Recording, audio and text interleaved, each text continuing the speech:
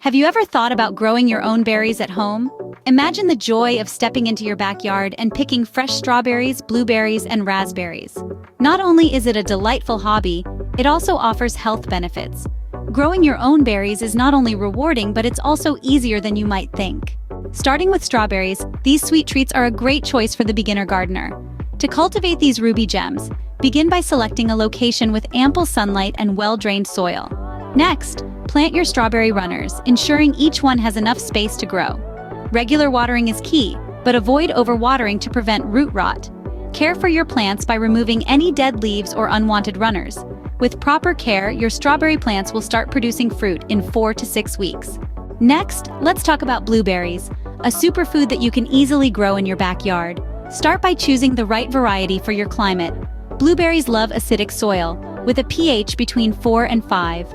Once planted, ensure regular watering, but don't drown them, as they're not fans of wet feet. Regular pruning keeps plants healthy and encourages fruiting. Remember, patience is key with blueberries. While they may take 1 to 2 years to bear fruit, the wait is definitely worth it. Finally, raspberries. These berries are perfect for those who want a more hands-off approach to gardening. Start by choosing a variety that suits your region.